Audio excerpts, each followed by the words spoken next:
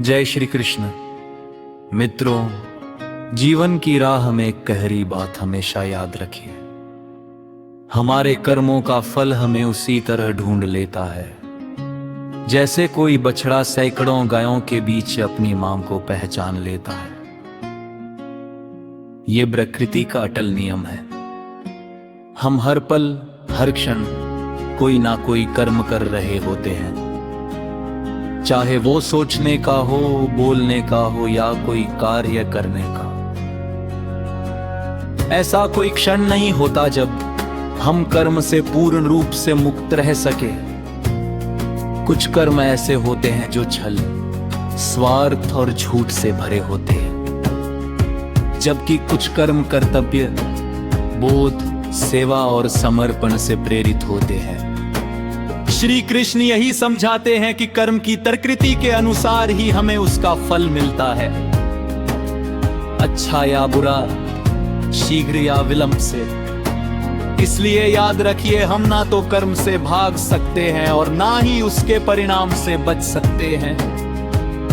जो जैसा बोता है वैसा ही काटता है। नमस्कार मित्रों, एक बार फिर से आपका हार्दिक स्वागत है। आप सुन रहे हैं श्रीमद् भगवत गीता की एक शानदार श्रृंखला जिसका नाम है भगवत गीता की सीख। आज हम जानेंगे कि श्रीमद् भगवत गीता के तीसरे अध्याय से हमें क्या सीख मिलती है, और वह भी बहुत ही सरल भाषा और आसान शब्दों में, ताकि हर कोई इस कार्य ध्यान को समझ सके और अपने जीवन में उतार सके। प्रथम अध्याय में हमने देखा कि जब महायोद्धा अर्जुन कुरुक्षेत्र की रणभूमि में अपने सगे संबंधियों, गुरुओं और मित्रों को युद्ध के लिए खड़ा देखता है तो उसका मन करुणा और मोह से भर जाता है। वो अपने धनुष को एक ओर रख देता है और हताश होकर रथ पिछले हिस्से में बैठ जाता है। युद्ध करने से स्पष्ट रूप से इनकार कर देता है। वही दूसरे अध्याय में भगवान श्री कृष्ण अर्जुन को गहराई से समझाते हैं कि उसका सच्चा धर्म, उसका कर्तव्य उसे यही आदेश देता है कि वो अन्याय के विरुद्ध खड़ा हो और युद्ध भूमि में उतरकर धर्म की रक्षा करे। इस अध्याय में श्री कृष्ण अर्जुन के समक्ष दो महत्वपूर्ण मार्ग रखते हैं। पहला है निष्काम कर्म योग, जिसमें फल की इच्छा छोड़कर कर्म किया जाता है, और दूसरा है ज्ञान योग आत्मा आत्मा आत्मा आत्मा, और संसार के सत्य को जान कर वैराग्य की ओर ले जाता है। इन दोनों मार्गों के माध्यम से श्री कृष्ण अर्जुन के भ्रम को दूर करते हैं और उसे कर्तव्य पथ पर अग्रसर करता है। मित्रों, श्रीमद् भगवत गीता के तीसरे अध्याय में हम जानेंगे कि ऐसी कौन सी दो शक्तियां हैं जो आपको इस संसार में कुछ भी प्राप्त करने की सामर्थ्य देती है। हम ये भी समझेंगे कि वास्तव में हम हैं क्या और अपने मन को वश में कैसे करें, कैसे हम अपनी बुरी आदतों से मुक्ति पा सकते हैं और अपने इच्छित लक्ष्य को प्राप्त कर सकते हैं। तो आइए चलते हैं श्रीमद् भगवत गीता के तीसरे अध्याय की इस दिव्य और गहन यात्रा पर। यह अध्याय है कर्मयोग। इस अध्याय में भगवान श्री कृष्ण अर्जुन को ये बोध कराते हैं कि प्रत्येक जीव अपने स्वाभाविक प्रकृति और गुणों के अनुसार ही कर्म करने के लिए बाध्य है। कोई भी व्यक्ति ऐसा नहीं है जो ऑप्शन के लिए भी बिना कर्म के रह सके। यहाँ श्री कृष्ण उन लोगों की भी आलोचना करते हैं जो केवल बाह्य रूप से वैराग्य धारण करते हैं, जैसे गेरुए वस्त्र पहनना, दिखावे का त्याग करना, लेकिन भीतर से उनकी इंद्रियां विषयों की ओर आकर्षित रहती है।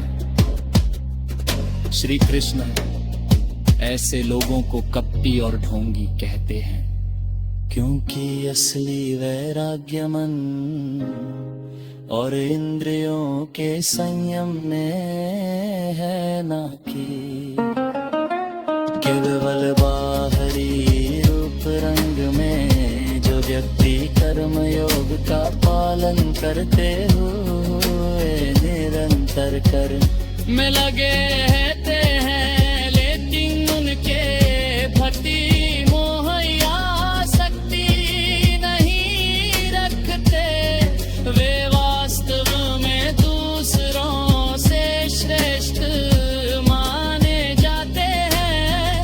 वे करना, लेकिन भीतर से शांति और निर्लिप्त रहते हैं। इसके बाद भगवान श्री कृष्ण इस बात पर विशेष बल देते हैं कि हर जीव इस सृष्टि की व्यवस्था का एक अभिन्न हिस्सा है, और इसलिए उसे अपने कर्तव्यों का पालन अवश्य करना चाहिए। जब हम अपने कार्यों को ईश्वर के प्रति आभार और समर्पण भाव से करते हैं तो वे कर्म यज्ञता रूप ले लेते हैं।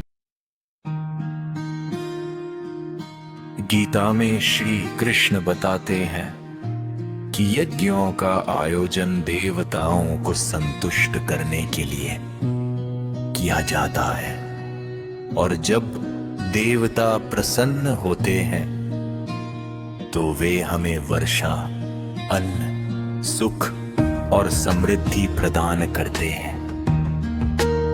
यही प्राकृतिक चक्र जीवन को चलाता है। वर्षा से अन्न उत्पन्न होता है और अन्न से जीवन संभव होता है।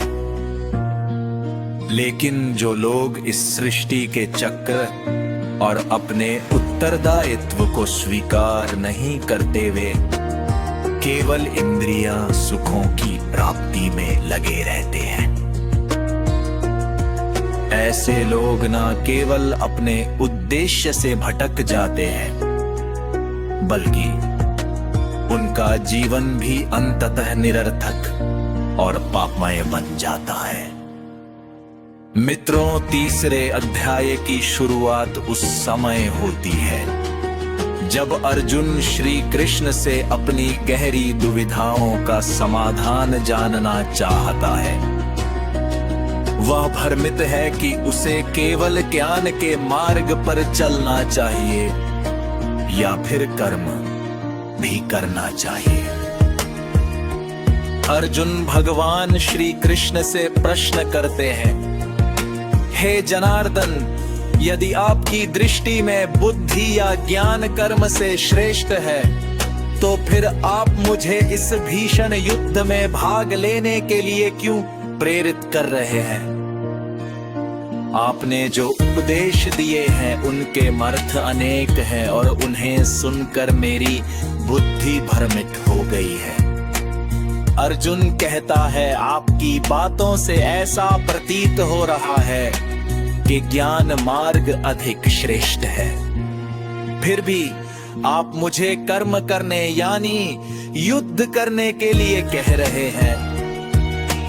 अर्जुन आगे कहता है, तो कृपया आप ही मुझे स्पष्ट रूप से बताइए कि क्या मैं ज्ञान का मार्ग अपना कर संन्यास लूं या फिर कर्म का मार्ग चुनकर युद्ध करूं। मुझे केवल वही मार्ग बताइए जो मेरे लिए सबसे उत्तम और कल्याणकारी हो। ये सुनकर भगवान श्री कृष्ण मुस्कुराते हुए अर्जुन से कहते हैं, लोकेस्मिन् निविद निष्ठा पुरा रोक्ता मयानक ज्ञान योगेन सांख्या नाम कर्म योगेन। योगिनाम अर्थात है निष्पाप अर्जुन। इस संसार में मैंने पहले ही 2 प्रकार की निष्ठाओं का वर्णन किया है। ज्ञान योग उन लोगों के लिए है जिनकी त्रिवृत्ति चिंतन, अध्ययन और आत्म साक्षात्कार में होती है, जबकि कर्म योग उनके लिए है जो कर्मशील है, जो अपने कर्तव्यों का पालन करते हुए मोक्ष की ओर बढ़ना चाहते हैं।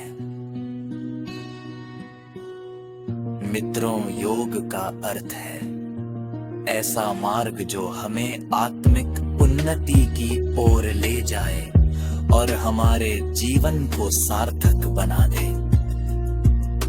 गीता में श्री कृष्ण 2 प्रमुख मार्ग बताते हैं, एक है ज्ञान योग और दूसरा है कर्म योग।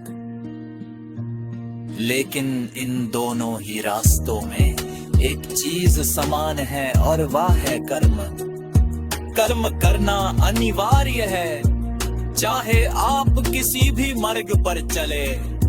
इसीलिए श्री कृष्ण स्पष्ट रूप से कहते हैं, ना कर्मणा अनारंभ कर्म पुरुषोष्णते ना च संन्यसनादेव सिद्धिम समधिगच्छति। अर्थात ना तो केवल कर्म ना करने से कोई व्यक्ति कर्मों से मुक्त हो सकता है और ना ही मात्र बाह्य रूप से संन्यास लेने से कोई परम सिद्धि या ज्ञान की अवस्था प्राप्त कर सकता है। भगवान श्री कृष्ण अर्जुन से कहते हैं, चाहे तुम्हें ज्ञान योग बेहतर लगे या कर्म योग, दोनों ही स्थितियों में तुम्हें कर्म तो करना ही पड़ेगा। केवल सोच लेने से या ज्ञान के पथ पर चलने की कल्पना करने से सिद्धि प्राप्त नहीं होती। कई लोग सोचते हैं हम तो अब कोई कर्म नहीं करते, हम निष्कर्म हो गए हैं। और कुछ लोग कहते हैं हम तो ज्ञान योग के अनुयायी हैं। हमें सब कुछ ज्ञात है, लेकिन श्री कृष्ण इन दोनों भ्रमों को तोड़ते हैं। वे स्पष्ट करते हैं कि चाहे आप ज्ञान योग में हो या निष्काम कर्म योग के तीनों में कर्म करना अनिवार्य है। भगवान श्री कृष्ण अर्जुन से अत्यंत गहराई और भाव से कहते हैं कि यदि कोई व्यक्ति ये दावा करता है कि वह हम ब्रह्मास्मि की अवस्था में पहुंच चुका है और अब उसे कोई कर्म करने की आवश्यकता नहीं है, तो वो व्यक्ति केवल दिखावा कर रहा है। वो अहंकार और भ्रम से भरा हुआ है, क्योंकि इस संसार में कोई भी मनुष्य ऐसा नहीं है जो एक क्षण के लिए भी पूरी तरह निष्क्रिय रह सके। श्री कृष्ण अर्जुन को समझाते हैं कि हर जीव प्रकृति द्वारा उत्पन्न करोगे, हीन होकर भी कर्म करना है। अर्जुन, तुम्हें एक मनुष्य चाहे तुम चाहे या ना चाहे, तुम्हारे शरीर से कर्म को होते ही रहेगा। सांस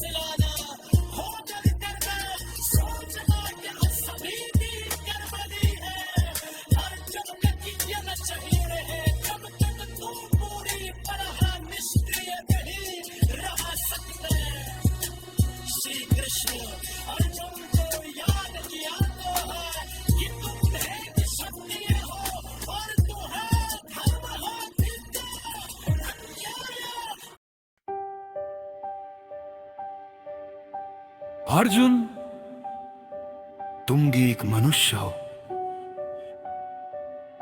चाहे तुम चाहो या ना चाहो, तुम्हारे शरीर से कर्म तो होते ही रहेंगे।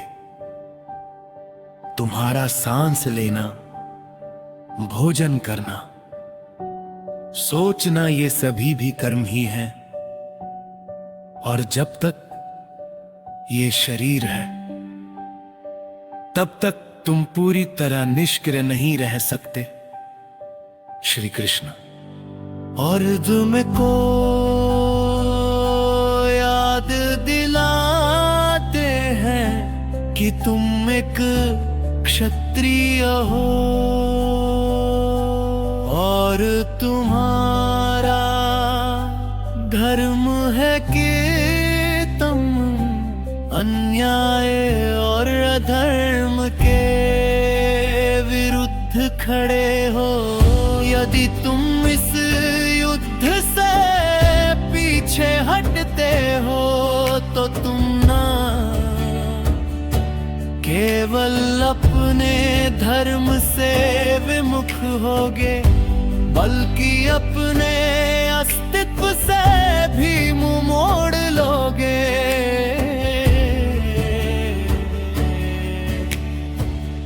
इसलिए तुम्हारे लिए संन्यास का मार्ग नहीं बल्कि कर्म का मार्ग ही सर्वोत्तम है।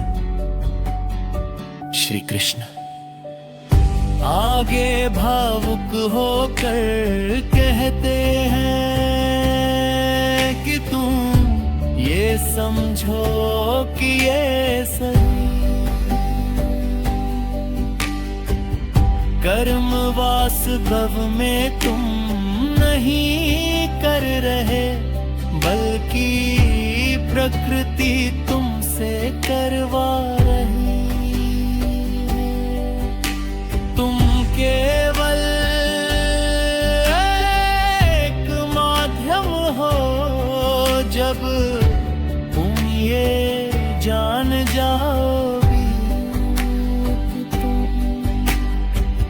स्वयं करता नहीं हो, बल्कि केवल एक साक्षी हो। तभी तुम फल की इच्छा से मुक्त होकर एक सच्चे कर्मयोगी बन सकोगे। भगवान श्री कृष्ण अर्जुन को आश्वासन देते हैं कि जब तुम अपने सभी कर्मों को फल की अपेक्षा के बिना मेरे चरणों में समर्पित कर दोगे, तब मैं स्वयं तुम्हारा कर्ता बन जाऊंगा। और जब मैं तुम्हारा कर्ता बन जाऊंगा तो तुम्हें वह सब कुछ प्रदान करूंगा जिसकी तुम्हें जरूरत होगी।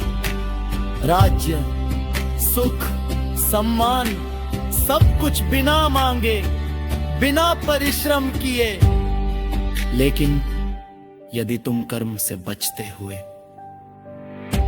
केवल भोग चाहते हो तो तुम एक चोर कहलाओगे, और तब तुम कभी मुझसे परमात्मा से नहीं जुड़ पाओगे।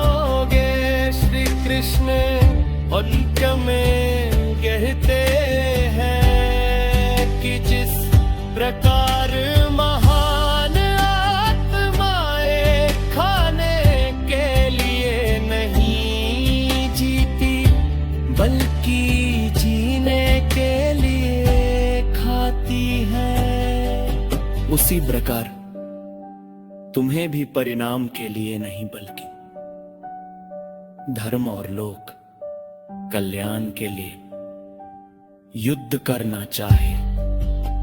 यही सच्चा कर्मयोग है और यही जीवन का वास्तविक धर्म। हे अर्जुन, तुम मनुष्यों में सबसे महान हो, श्रेष्ठ हो, तेजस्वी हो और योग्य भी। इसलिए तुम्हारे कर्म सिर्फ तुम्हारे नहीं रह जाते, वे एक आदर्श बन जाते।